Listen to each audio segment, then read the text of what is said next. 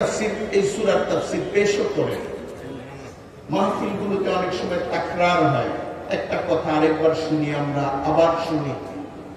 আমি অল্প কয়েকটি কথা পেশ করব। আল্লাহ তাআলা এই সূরার শুরুতেই শপথ করেছেন। কোরআন শরীফে সময়ের বিভিন্ন অংশের সঙ্গে শপথ করার আরো উদাহরণ আছে। ওয়াদ-দুহা ওয়ান-নাহার ওয়াল-লাইল, দিনের কসম, দিবসের কসম, রাতের কসম, প্রভাত পরবর্তী যে সকাল একটু আলো ফুটে উঠে ওই সকালের কসম। এখানে বলা হয়েছে আসর, আসরের সময়ের কসম বলা যায়, আবার কালের কসম, সময়ের কসম। মাসালা হলো উম্মতির জন্য, বান্দাদের জন্য শপথ করা, কসম করা আল্লাহর নাম ছাড়া অন্য কোন নামে কসম করার সুযোগ নেই। আল্লাহ যেহেতু খালেক, রব্বুল আলামিন, কালামে পাকে তিনি কসম করে তার মূল বক্তব্যটা বলেছেন এই সূরায়। ওয়াল আসর, সময়ের শপথ। সময় একটা বিশাল ব্যাপার। কাল, মহাকালের হিসাবে মানুষ বলে, আর মানুষের জীবনে সময়টাই সবচেয়ে গুরুত্বপূর্ণ। কারো ব্যবসাটা জমেই সময়ের কারণে, কারো জীবনের একটা গুরুত্বপূর্ণ অধ্যায়ের সঙ্গে যুক্ত থাকে ওই নির্দিষ্ট সময়। ওই সময়টা পার হয়ে গেলে তার ওই কাজ আর কখনো হয় না। মানুষের সময় কখনো ফ্রি থাকে না। আমরা অনেক সময় বলি আমি সময় কাটাতে পারছি না। সময় কিভাবে কাটবে? নেক কাজ না করলে সময় কিভাবে কাটবে? কথায় আমরা বলি যে সময়টা এভাবেই কেটে যাচ্ছে, সময় কাজে লাগছে না।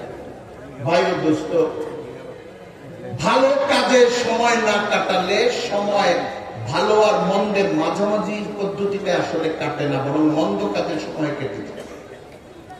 মানুষের টাইম এবং মাথা ফ্রি থাকে না, নিউট্রাল থাকে না, মুক্ত থাকে না, ভাণ্ড খালি থাকে না। হয় জিকির দিয়ে সময়কে ভরতে হবে, অথবা সময় জিকিরের উল্টা জিনিস দিয়ে ভরে যাবে। আসল আল্লাহ তাআলা কসম করে বলছেন, ইন্নাল ইনসানা লাফি খুসর। আরবি ব্যাকরণ যারা জানেন, উলামায়ে কেরাম, তলাবারা এখানে আছে। বাক্যের প্রথম অংশ হলো যে নিশ্চয়ই সব মানুষ ক্ষতিগ্রস্ত, ক্ষতির মধ্যে আছে, লসের মধ্যে আছে। এটা বলেই আল্লাহ তাআলা এক্সেপশন করছেন যে তবে কিছু মানুষ, এই শ্রেণীর মানুষ ক্ষতির মধ্যে না। এটা বলতে গিয়ে বলতেছেন আমানু ওয়া আমিলুস সালিহাত ওয়া তাওয়াসাউ বিল হাক্কি ওয়া তাওয়াসাউ বিস সবর। চারটা ক্রাইটেরিয়া বলেছেন, চারটা ধরন বলেছেন, বৈশিষ্ট্য বলেছেন যে এই বৈশিষ্ট্যগুলো যাদের মধ্যে থাকবে তারা ক্ষতিগ্রস্ত হবে না, তারা সফল হবে, ক্ষতির বাইরে পড়বে। সব মানুষ যে ক্ষতিগ্রস্ত, এই ক্ষতিগ্রস্ত তার সীমার বাইরে থাকবে এই চারটা শ্রেণীর মানুষ। তার সূচনাটা হলো তার ঈমান থাকতে হবে। ঈমান কি? আমাদের আধুনিক শিক্ষিত মানুষের মধ্যে একটা বুঝ দাঁড়িয়ে গেছে, উনি গড বিশ্বাস করে, উনি মনে করে যে একজন আছে দুনিয়াকে চালায়, তাহলে উনি মুসলমান। মনে রাখি, এই শ্রেণীর মানুষকে আমরা আস্তিক বলি। আর যেই লোক বিশ্বাস করে যে কোনো স্রষ্টা নেই, কোনো প্রভু নেই, কোনো মালিক নেই, কোনো মাবুদ নেই, সে নাস্তিক।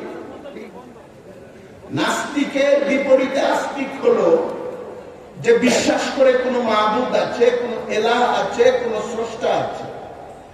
কিন্তু আস্তিক মাত্রই মুসলিম না। বহু আস্তিক খ্রিস্টান, বহু আস্তিক হিন্দু, বহু আস্তিক কাদিয়ানি, বহু আস্তিক বৌদ্ধ, বহু আস্তিক কোন ধর্মই পালন করে না, সায়েন্টিফিক সায়েন্টিফিক ভাবে সে বিশ্বাস করে, নানান আবিষ্কার করে, নিজে চিন্তা করে, বইপত্র করে বিশ্বাস করে, হ্যাঁ একজন আছে উনি দুনিয়াটা চালান, এর চেয়ে পরে আর কিছু সে বলে। আমাদের মুসলমানদের যেটা মনে রাখার বিষয় সেটা হলো, এটাই শুধু ঈমান না, ঈমান হলো লা ইলাহা ইল্লাল্লাহ মুহাম্মাদুর রাসূলুল্লাহ, আশহাদু আন লা ইলাহা ইল্লাল্লাহ ওয়া আশহাদু আন্না মুহাম্মাদার রাসূলুল্লাহ। আমি সাক্ষ্য দান করছি আল্লাহ তো আছেন কিন্তু তার কোনো শরীক নেই, তিনি একক, তিনি মাবুদ, আমি সকল ইবাদত তারই করি। শুধু একজন স্রষ্টা আছেন অথবা স্রষ্টা আছে, তার পার্টনার থাকতে পারে, মাবুদ থাকতে পারে, পরিবার থাকতে পারে, নাউজুবিল্লাহ এরকম কল্পনা করলে সে মুসলিম। আল্লাহ সম্পর্কিত আমার ইয়াকিনটা, আমার ঈমানটা নিরঙ্কুশ হতে হবে, ক্লিয়ার এবং খুব নিশ্চিত ভাবে চিহ্নিত হতে হবে। এক আল্লাহ, এক মাবুদ, যার কোনো শরীক নাই, যার কোনো পার্টনার নাই, যার কোনো পরিবার নাই, যার কোনো সন্তান নাই, যিনি কোনো পরিবারে জন্ম নেন নাই। কুল হুয়াল্লাহু আহাদ আল্লাহুস সামাদ লাম ইয়ালিদ ওয়া লাম ইউলাদ ওয়া লাম ইয়াকুল লাহু কুফুয়ান আহাদ, তার সমকক্ষ আর কেউ নাই। এটা ঈমানের একটা অংশ। কেউ যদি এতটুকু বলে থেমে যায় যে আমি এক আল্লাহ মানি, আর কোনো কিছু আমার ঈমান নাই, তাহলে সে মুসলিম। তাকে মুসলিম হতে হলে ঈমানের পরের অংশটাকে স্বীকার করতে হবে, ওয়া আশহাদু আন্না মুহাম্মাদান আবদুহু ওয়া রাসূলুহু, আমি সাক্ষ্য দান করছি মুহাম্মদ সাল্লাল্লাহু আলাইহি ওয়াসাল্লাম আল্লাহ তাআলার বান্দা এবং রাসূল।